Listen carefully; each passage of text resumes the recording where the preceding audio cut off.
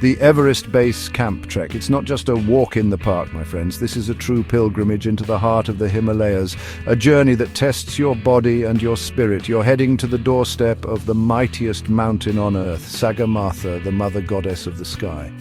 This trek is a legend, drawing adventurers from every corner of the globe, all eager to witness the raw power and breathtaking beauty of the Khumbu region. It's a challenge, yes, but the rewards are immense. You'll see views that will sear themselves into your memory forever. This is an adventure that changes you. Your journey to the foot of Everest is an epic undertaking, a true test of endurance. It typically spans around 14 challenging days, starting from the bustling ancient city of Kathmandu. From there, you'll take one of the most thrilling flights imaginable into Lukla, the gateway to the Everest region. Then it's all on foot, trekking through remote Sherpa villages, crossing high suspension bridges over raging rivers and climbing steadily towards the roof of the world.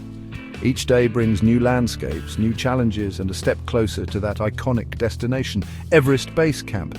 It's a path trodden by heroes, a path that demands respect and resilience. The highlights on this trek are simply mind-blowing, believe me. Imagine standing at Kalaupatha at a dizzying 5,545 meters, watching the sunrise paint Mount Everest in hues of gold and pink. It's a moment that will make the hairs on your neck stand up. You'll visit the famous Tengbosha Monastery, a spiritual haven perched high amidst the peaks, feeling the ancient chants resonate within you. You'll walk through legendary Sherpa villages like Namche Bazaar, the vibrant hub of the Khumbu, and experience the incredible warmth and hospitality of the Sherpa people. And of course, you'll stand at Everest Base Camp itself, gazing up at the formidable Khumbu Icefall. Now, let's talk permits and costs, essentials for this expedition. You'll need two main permits, the Khumbu Pasang Lamu Rural Municipality Entrance Permit, which costs around NPR 2,000, and the Sagarmatha National Park Entry Permit, costing about NPR 3,000. Your trekking company usually sorts these out for you, so check with them. As for the overall cost, a typical 14-day trek package might range from USD 1,400 to 1,900, sometimes more, depending on the services. This usually includes your guide, porter, accommodation in tea houses, most meals on the trek, and domestic flights. Always clarify what's included and what's extra, like your international flights, insurance, and personal spending money. Your adventure kicks off on day one with your arrival in Kathmandu, a city buzzing with energy, ancient temples, and the thrill of expeditions past. You'll meet your guide, a seasoned mountain expert who will be your lifeline in the days to come. Get your gear checked and make any last-minute preparations. Day two is when the real action starts. You'll take an early morning flight, possibly from Ramekap, if Kathmandu's airport is busy, to Lukla. This flight to Tenzing Hillary Airport is an experience in itself, landing on a short, angled runway perched on a mountainside. From Lukla, at 2,860 meters, your trek begins with a relatively gentle walk of 3 to 4 hours to Phakding at 2,651 meters, a small village nestled by the Dudkoshi River. Day 3 sees you push on from Phakding towards the legendary Namche Bazaar, the capital of the Sherpa world. This is a tougher day, around 5 to 6 hours of trekking, steadily gaining altitude. You'll follow the Dudkoshi River, crossing it multiple times on swaying suspension bridges, including the famous Hillary Suspension Bridge, not for the faint-hearted. You'll officially enter Sagarmatha National Park, a UNESCO World Heritage Site, and catch your first glimpses of towering peaks like Tamsurku. Finally, a steep ascent brings you to Namche Bazaar at 3,440 meters, a vibrant amphitheatre-shaped village bustling with trekkers, shops, and bakeries. It's a welcome sight, a haven in the high mountains. Day 4 is crucial. It's your first acclimatization day in Namche Bazaar. Don't underestimate the importance of acclimatization. It's key to staying healthy at altitude. The rule is to trek high and sleep low, so you'll take a stunning hike up to the Everest View Hotel around 3,700 meters. On a clear day, you'll get your first jaw-dropping panoramic views of Mount Everest, Lhotse, Amadablam, and other giants. It's a taste of what's to come and helps your body adjust. You can also explore Kumjung village, visit the Hillary School, or check out the Sherpa Museum to learn about their incredible culture and mountaineering history. The journey continues on day 5, trekking from Namche Bazaar to Tengbosch at 3,956 meters. This leg takes about 5 to 6 hours, offering some of the most spectacular views of Amadablam, often called the Matterhorn of the Himalayas. The trail undulates with a steep descent to Pungitanga, then a challenging climb up to Tengbosch. Here you'll find the renowned Tengbosch Monastery, the largest and most important Gompa in the Khumbu region.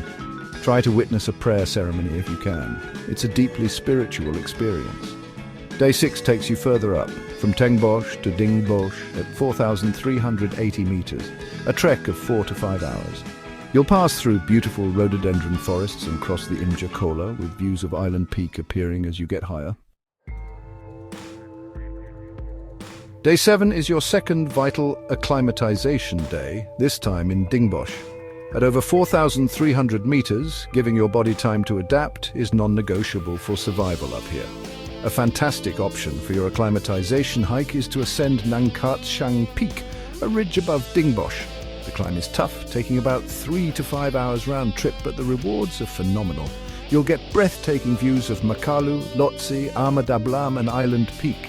This effort significantly helps your body prepare for the even higher altitudes ahead.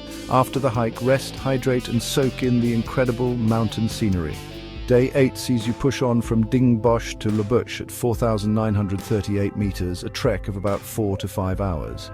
The landscape becomes more barren, more alpine as you climb above the tree line. The trail to Lubuche takes you across a glacial moraine and past the Thukla Pass, also known as Dugla Pass, where you'll find a poignant memorial area with stone cairns and prayer flags dedicated to climbers who lost their lives on Everest and other Himalayan peaks. It's a sobering reminder of the power of these mountains. The air is thin now, and every step requires effort. Lubuche itself is a small rocky settlement, a staging post before the final push to Gorakshep and base camp. Day 9 is a massive day. You'll trek from Lubuche to Gorakshep at 5,160 meters, which takes about 3 hours. Gorakshep is the last collection of tea houses before base camp. After settling in and having a quick lunch, if the weather is clear, you'll tackle the afternoon ascent of Kalapatha at 5,545 meters.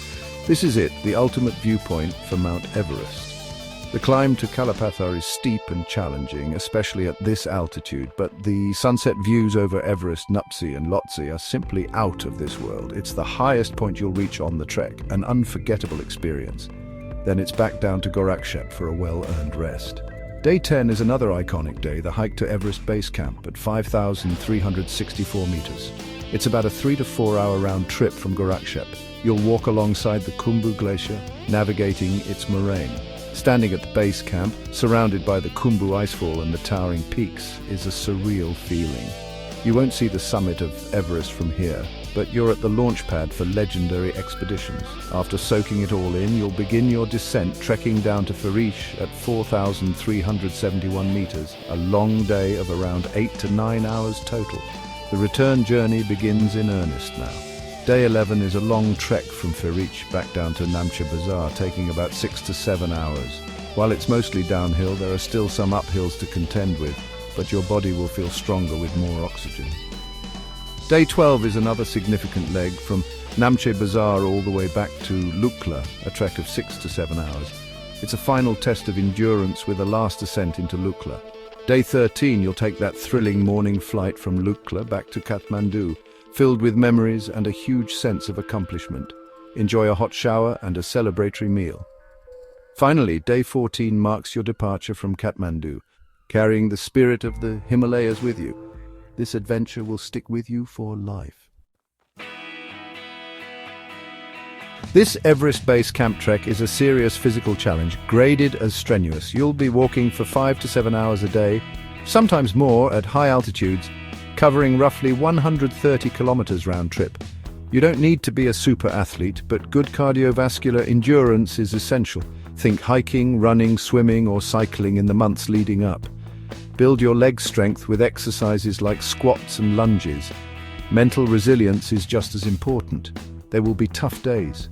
Start training at least 2 to 3 months before your trek, ideally including some practice hikes with a loaded backpack.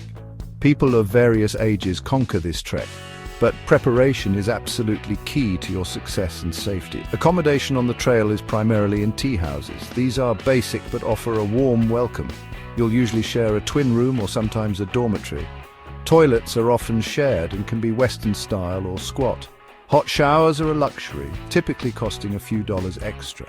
Sleeping rooms are unheated, so a good quality four-season sleeping bag, -10 degrees Celsius rated, is a good benchmark, is your best friend. The dining area is usually heated by a stove, becoming a cozy hub in the evenings. Meals are surprisingly varied. You'll find options like dal bhat, the Nepalese staple of rice, lentils and curry. Eat plenty. Noodles, pasta, porridge and eggs. It's wise to stick to vegetarian food above Namche Bazaar, as meat refrigeration can be unreliable. Safety is paramount in these extreme environments. Altitude sickness or acute mountain sickness is a real risk. Listen to your body. Symptoms include headache, nausea, dizziness and loss of appetite. The golden rules are: ascend slowly, take your acclimatization days seriously, stay well hydrated, drink 3 to 4 liters of water a day, eat well and avoid alcohol. Your guide will monitor you, but you must communicate if you feel unwell.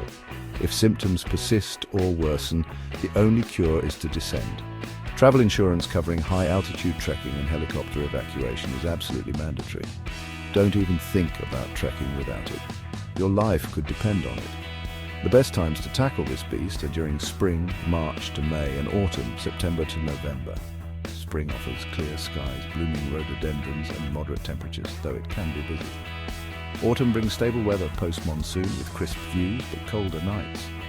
Winter, December to February, is for the truly hardcore, offering solitude but extreme cold and potential trail blockages due to snow. When interacting with the local Sherpa people, always be respectful. Greet them with Namaste or Tashi Delek. Walk clockwise around stupas and prayer wheels. Dress modestly, especially when visiting monasteries. For equipment, essentials include broken-in waterproof trekking boots, layered clothing like thermals, fleece down jacket waterproofs, a warm hat, gloves, sunscreen and a good headlamp. Pack smart, pack light, but pack right.